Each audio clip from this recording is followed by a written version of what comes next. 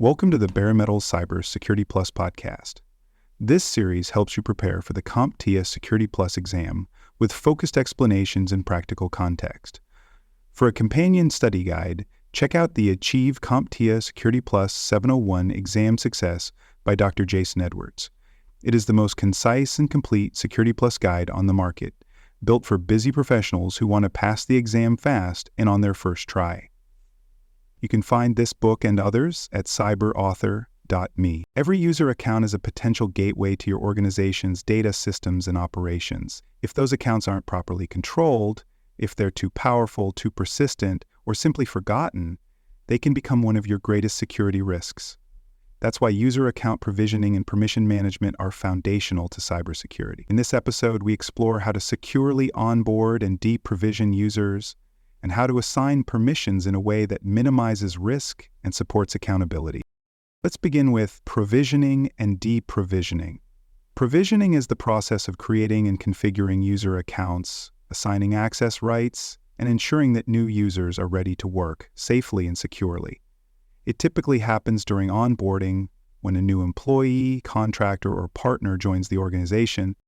Effective provisioning begins with identity verification and role assignment.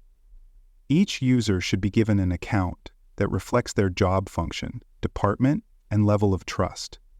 This includes assigning the correct access to applications, file shares, email systems, collaboration tools, and any specific systems tied to their role. The goal is to provide what the user needs, no more, no less. Provisioning should be standardized, repeatable, and documented. Many organizations use identity and access management systems to automate account creation, role-based access control, and group membership. This helps ensure consistency and reduces the chance of human error, such as assigning a new intern the same privileges as a senior administrator. Let's walk through a practical example. A hospital hires a new nurse. As part of onboarding, the Identity and Access Management System creates a user account in Active Directory, assigns the nurse to the nursing staff group, and grants access to the electronic health records platform. The account is set to expire after the contract period, and multi-factor authentication is required at first login. This process takes minutes and follows a predefined policy designed to protect patient information. Deprovisionation is just as important and often more urgent. When a user leaves the organization or changes roles, their access must be reviewed and removed promptly. Dormant accounts, especially those with elevated privileges, are a major target for attackers. If not handled properly, they can become backdoors into the network. Best practices for deprovisioning include immediately disabling accounts when users leave, revoking credentials, reclaiming equipment, and reviewing shared accounts or group memberships. Ideally, deprovisioning is automated and triggered by HR events or termination workflows. If a user is terminated unexpectedly or under suspicious circumstances, access should be revoked before the user even walks out the door. Let's consider another scenario. A software developer leaves a company to take a new job. Their account remains active for weeks after departure because no one removed it. Later, the former employee uses their credentials to access the company's code repository and downloads sensitive source code. The breach goes undetected until months later. This could have been prevented by timely deprovisioning. Now let's turn to permission assignments and their implications. Not all users need the same level of access, and assigning overly broad permissions can be dangerous. This is where the principle of least privilege comes into play. Least privilege means giving users only the access they need to perform their job, and nothing more. For example, a marketing assistant may need access to shared folders, a design application, and the company's social media management tool, but they do not need access to accounting systems, domain controllers, or customer databases. Assigning broad or administrative permissions just in case creates unnecessary risk. Overly permissive accounts increase the impact of mistakes, compromise, and insider threats. If a low-level user account is compromised and has admin rights, the attacker gains full access. If that same account only has limited access, the damage is contained. To manage permissions effectively, use role-based access control wherever possible. This means defining access based on job roles rather than individuals. For example, all members of the finance team may be placed into a finance security group with access to specific files and systems. If someone changes roles or leaves the team, you update their group membership rather than editing every individual permission. Auditing is also essential. Regularly review who has access to what and why. This includes checking shared folders, cloud permissions, database access, and group memberships. Remove access that is no longer needed and investigate permissions that don't align with job roles. Let's look at a real-world example.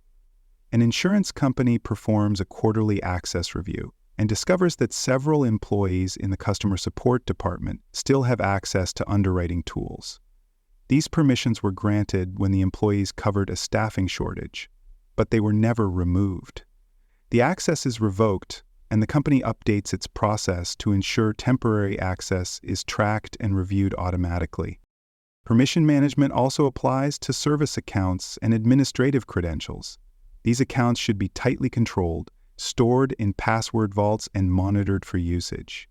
Multi-factor authentication should be enforced wherever possible, especially for accounts with elevated privileges. Another risk is privilege creep. This happens when users accumulate permissions over time without old access being removed. Someone might start in customer service, move to marketing, and then to finance, but still have access to all three environments. Privilege creep can go unnoticed until a breach or audit exposes it. That's why regular role reviews and access recertification are key to reducing risk. To summarize, provisioning and permission management are not just administrative tasks, they're core security functions. Secure provisioning ensures that users get the access they need when they join. Deprovisioning ensures that access is removed when they leave or change roles. Proper permission assignment limits exposure, prevents privilege escalation, and supports accountability. These practices are essential for enforcing least privilege, minimizing insider threats, and supporting compliance. For the Security Plus exam, expect to answer questions about provisioning workflows, deprovisioning best practices, and how permissions should be assigned based on roles. You may encounter scenarios that ask you to identify the risks of broad permissions or explain how to enforce least privilege in a given environment. Review terms like access revocation, group membership, role-based access control, privilege creep, and onboarding automation. They are all relevant and likely to appear. To continue studying and improving your exam readiness, visit us at baremetalcyber.com. There you'll find past podcast episodes, free tools, and a study formula newsletter. And when you're ready to take your preparation to the next level, go to cyberauthor.me and pick up your copy of Achieve CompTIA Security Plus SY0-701 Exam Success. It's the most effective, streamlined resource for mastering every domain and passing with confidence. Thanks for joining us for this episode of the Bare Metal Cyber Security Plus podcast. For more episodes, tools, and study support, visit us at baremetalcyber.com. And before you take the test, make sure to check out the practice questions in the book Achieve CompTIA Security Plus SY0-701 Exam Success by Dr. Jason Edwards. They cover every domain and are a powerful way to lock in your knowledge.